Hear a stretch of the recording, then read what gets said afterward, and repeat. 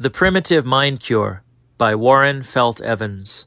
Chapter 25, Resurrection from the Body, or the Liberty of the Sons of God. According to Plato, there was once a winged race of men on the earth.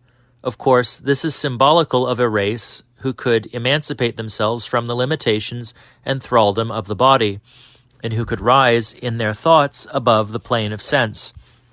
According to Swedenborg's Science of Correspondence, wings denote spiritual truths, and to rise on eagle's wings signifies to be elevated by spiritual truths to celestial light. Arcana Celestia, 8764. The great majority of mankind have lost their wings and are groveling in the dust.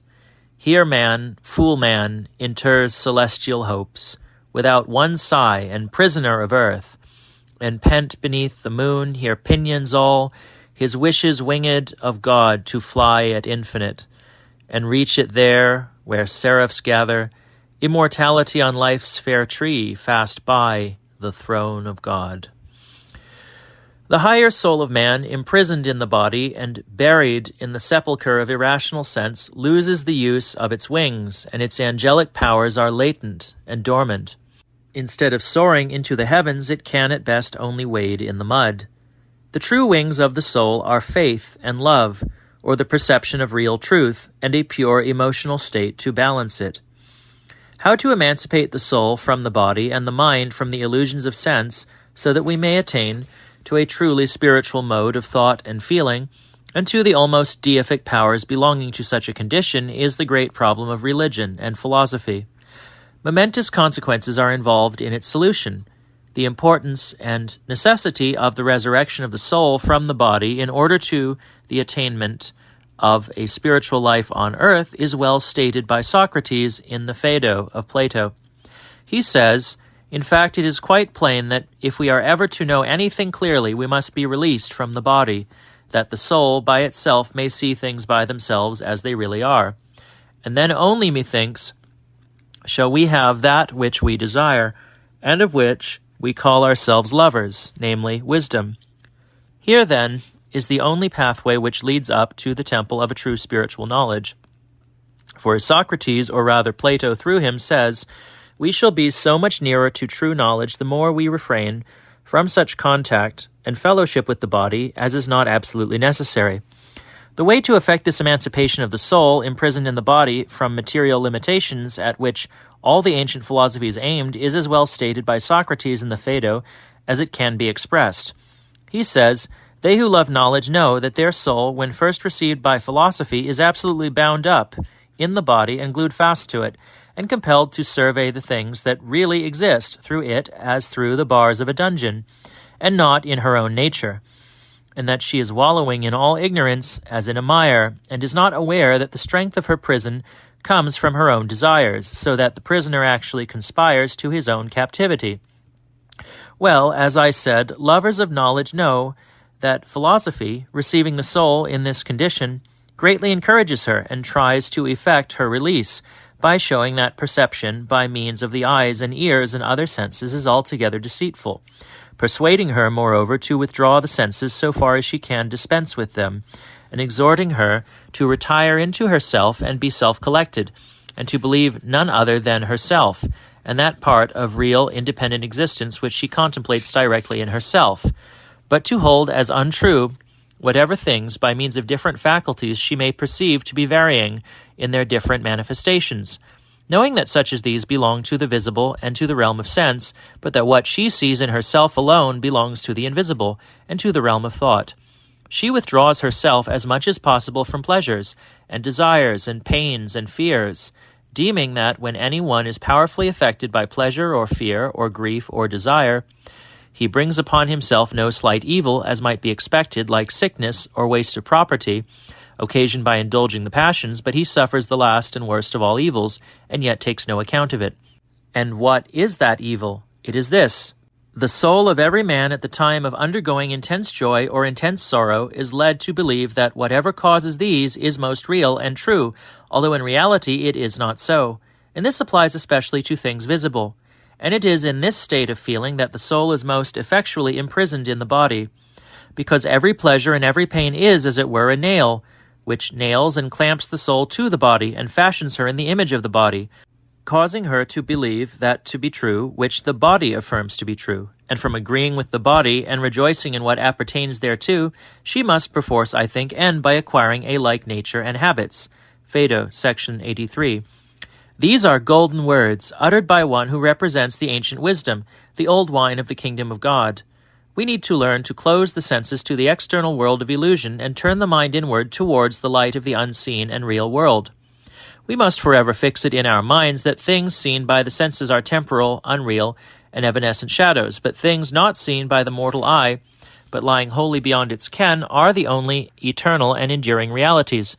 We must, as much as possible, divest the soul, the inner man, of all its material and sensuous integuments, the coats of skin with which it has been clothed, and free it from the finite limitations of its personal existence, and leave it in its primitive, innocent nakedness to absorb the light and life of true being, and to become one with that boundless realm of uncreated spiritual effulgence. We must close the lower windows, and like the ancient temples, let the light in at the top. Then, the world that time and sense have known falls off, and leaves us God alone. It is a fundamental doctrine of the Hermetic philosophy that the soul of man is not, of necessity, included in the body, nor bounded and circumscribed by it. The body exists in the soul, and is included in its existence, but the body does not and cannot limit and contain the soul. This is the divine method of viewing it, and is in direct contradiction to the common popular conception of it. According to Plato, in the Timaeus, God first creates the world soul, the anima mundi, and then the world is created or generated in it. The world soul is not limited by the world, but fills all space and is space itself, in which everything exists. So the soul of man, according to the Platonic philosophy, was made out of the universal soul, of which it is a personal and finite limitation, and in the interior of the soul the body was formed. The body, to use an imperfect illustration and analogy, is like an island in a lake or ocean. While it is true that the island is pervaded by the water, it does not contain, measure, or bound it. He who views the body as containing the soul is like the man who should suppose that the water he finds by digging in the sand of an island is all there is in the lake or ocean which surrounds it. So the soul of man is much more than what is included in the body.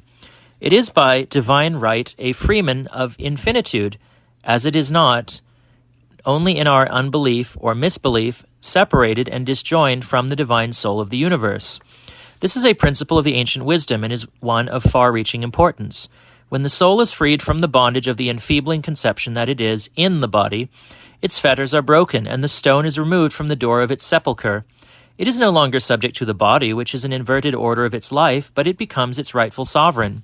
If the body is not external to the soul, but is internal, then the soul, being more than the body, when properly instructed and reinforced by the higher divine spirit, can form the body after the pattern of any idea it pleases. Men on the stage form an idea of a certain state which they would represent, and even children in their sports do this, and then the idea molds the body into its outward expression. Can we not make these bodily representations of an inward idea permanent? We can become the part we play. In the drama of life, we can assume the character of perfect health, and the body will come into harmony with that idea. For the body is passive and inert clay, and the soul is the potter. That the soul is not of necessity imprisoned in the body like a bird in a cage, but as a part of the divine soul of the world, from which it is never sundered, may attain to a boundless freedom, with its senses almost unlimited in their range, is a truth which has always been known to the initiates of the inner sanctuary. This is the liberty of the sons of God, of which Paul speaks, and which is enjoyed by the adepts of the Himalaya mountains today. A soul imprisoned in the body is subject to the laws of matter. Freed from the body, it is subject only to the laws of thought. But how reach this state? Not as long as the soul is bound to matter, and views matter and the body as really existing things. Not surely as long as the soul thinks and feels that it is limited to the body and bounded by it. For then its powers are dormant, and it can act only in and through the body. On this subject, let the soul in us listen to the voice of the ancient wisdom. Says Plotinus, Aeneid 3, "Since matter is neither soul, nor intellect, nor life, nor form, nor reason, nor bound, but a certain indefiniteness, nor yet capacity for what can it produce, since it is foreign from all these, it cannot merit the appellation of being, but is deservedly called non-entity." He proceeds to affirm that it is but the shadow and imagination of bulk, like an image in a mirror or in water. It is constituted in the shade and defect of true being, and hence must be the most unreal thing in the universe, a mere flying and ever-changing mockery. It has in fact no solidity, which is one of the most firmly seated of our illusions in regard to it, and one of the last to quit its hold upon us. For when a man puts his hand upon a block of marble, it is difficult to feel that its solidity is only a sensation of resistance in us. So of all its so-called properties. Supposing those sensations to be all removed from the soul, with their removal all matter, and hence also the human body, is gone. And whenever those modifications of mind or sensations exist in us, then matter exists, for it is nothing else. Plotinus also says that those who view body as a real being and make sense the standard and measure of truth are affected like persons in a dream, who imagine that the perceptions of sleep are true. For sense is alone the employment of the dormant soul, since as much of the soul as is merged in the body, so much of it sleeps. But true elevation and true wakefulness are a resurrection from, and not with, the dull mass of the body.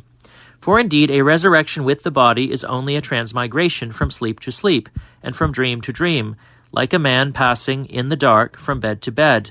Introduction to the Timaeus by Thomas Taylor, page 431. In the light of this Neoplatonic philosophy, with what fullness of meaning come the words of Paul to us, "Awake to righteousness, and sin not." 1 Corinthians 15:34, where righteousness is used for the Kabbalistic right thinking or faith, and sin for the illusions of sense. He also says, "Awake thou that sleepest, or thou that art sunk in the life of sense, and arise from the dead, and the Christ shall give thee light." Ephesians 5:14. There is no other way to the attainment of true spiritual life, light, and power.